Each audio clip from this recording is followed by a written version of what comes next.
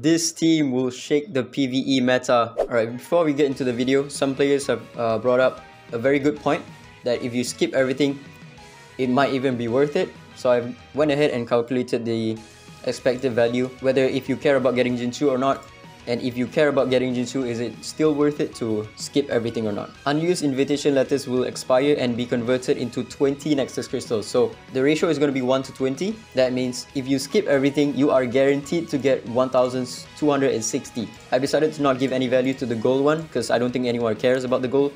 And this one as well, equipment essence. This one also, you have an abundance of this, so I'm going to put it at 0 value. Memo chips, I think maybe some of you could use with a little bit of memo chips, but I'm gonna put it at 0 value as well. The only one that I'm gonna value is this one right here, gold record all the way until the flow records fragments. This is based on my valuation, so if you value the legendary abilimons a little bit more or a little bit less, it will be different for you. And the way I valued legendary abilimons is I gave them 2000 Nexus crystals for the value of 1, which means in the gacha, we have 5 fragments of them, so value of 5 fragments is going to be 200, right? Gold record is going to be 200 because you can buy them in-game for 200 crystals. Inferno record, I'm going to put them at 50 only.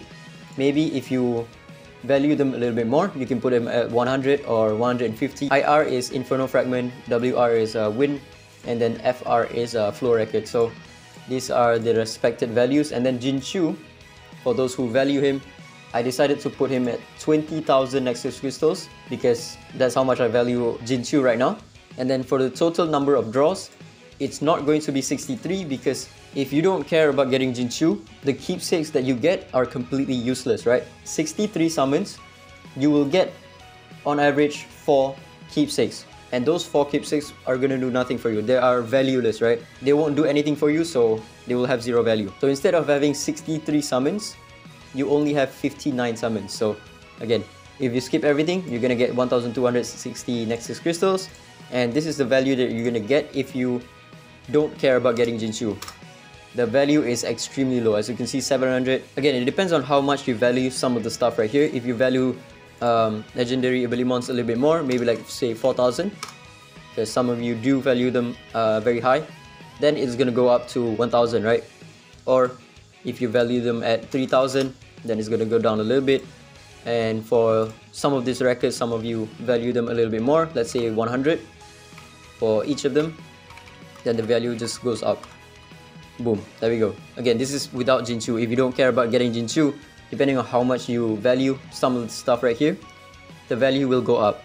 But it's still very much lower than the, you skipping everything. Okay, so for me, the valuation is only 700.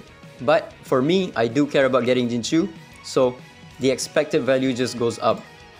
This time around, because for you to get Jinchu, you would need to pull 8 keepsakes, right? So instead of getting 59 summons, you are now getting only 55 summons. So now, boom, the value shoots up to 1500 because I've decided to give Jinchu 20,000 value at a rate of 4.5%. From the previous video, his value is around like 800. Some of you may even value Jinchu even higher, right? Maybe let's say 40,000, then the value just goes up. But if you only value him at 10,000, let's say, then the value is even lower than you skipping everything. So, conclusion, if you don't care about getting Jinchu, you should just skip Jinchu altogether. Skip the event altogether. Because skipping everything gives you more value of 1200 compared to like 700 or even less, right? Depending on how much you value some of the stuff right up here. But if you do care about Jinchu, and depending on how much you care about getting Jinchu and how much you value Jinchu, then you should go for Jinchu. So for me, I should go for Jinchu because the expected value that I get from summoning is higher than me skipping everything, which is only 1260. So yeah, that's about it. Let's get into the video. Part of his passive says that when Embla or himself does the S1, then the other one will also pursue with their S1, right? So this can only work if you actively cast it. It will not proc when you proc an Avatara, it will not proc if you proc a relief, but if you are running Astral, then this could proc, because when you get an Astral proc, it is sort of regarded as an extra turn, which means when you cast the S1, Embla will then follow up. Okay, Embla procs a counter, but this guy doesn't pursue it because you need to actively cast it, otherwise he will not pursue. Okay, both of them counter attacks, and the other one doesn't pursue. There we go. He procs an Astral, and Embla follows suit, right? So yeah, there's not much testing to go with this guy. He's pretty much straightforward, doesn't require that much testing. Now, this team will shake the PVE meta significantly, I think. With this guy on Astral, he's gonna keep on calling Embla for assist. Embla on your DPS set, whether you want to go with Thunder, or Relief, or even Calamity, she's gonna do insane damage. Feng Shun is gonna be on your Ocean set, and he's also gonna be providing Embla with the hit counts, because every time an ally does their S1, he's gonna follow up with the Draconic Roar, right? And for Hayley, I think the best set for her is going to be Astral, because 2 out of 5 of the allies are already calling Embla for assist. Fushi guarantees that Embla is going to go for her assist pursuit with her S1 whenever he S1, and he only has 2 skills, right? His S3, and then his S1 is gonna call in Embla for assist. Embla, when she gets a turn, she's gonna use her S1 or any of the skills. Feng Shun doesn't call Embla for assist, but he has 3 skills, so most of the time he won't even be casting his S1 outside of the pursuits that he does. So it's gonna go S3, S2, S1, and then maybe you proc an Ocean Wave, then he's gonna go back to his S3. So not much chance for you to proc Relief set on Feng Shun. Hayley also has 3 skills, so she won't be spamming her S1 that much.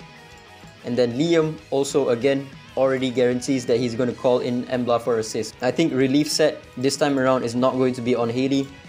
You probably just want to go for Astral so that your Embla can proc a bunch of Astral. And when she procs an Astral, she does her S1. This guy will follow suit, right? So these two will be the main DPS of the team, Embla and Fushi. Every time she procs an Astral from Hayley's Astral set that she gave to Embla, this guy will then follow suit. So the faster that you can get 5 smoke screen stacks on this guy, he will be able to spam his S3 even more consistently now. Unfortunately, Yunchuan is not in the team, so you don't have a Seer debuff. I don't know if maybe removing Liam might be even better, or even removing Hayley from this team, right? And also we're missing a attack lead for this team, so maybe it's not wise to remove Yunchuan and then just remove either Hayley or Liam in this team. Feng Shun is not going anywhere because he's the best PvE character in the game, so he's gonna stay in this team. And then Fushi and Embla, again, is the power duo is just insane. For now, we're on the PTR server, so there's not much testing to go around with this guy. But trust me, this team will just be super overpowered in pretty much all of the bosses, right? For Sonica, you probably won't use this team, because for Sonica, Hayley and Feng Shun will be in Team 1. For Sonica, you probably want to run Xuan Pin plus another one right here. Maybe Yunchuan, yeah, Yunchuan probably is in this team if you are trying to run this team in Sonica.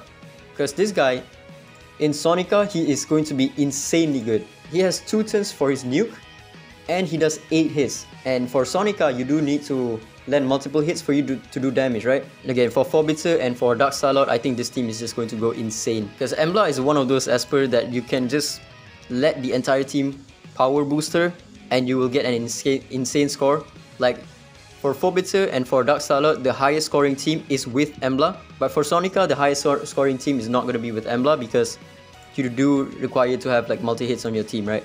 Let me try to increase the level to 100. I have like pretty much no runes on my Espers except for like a few.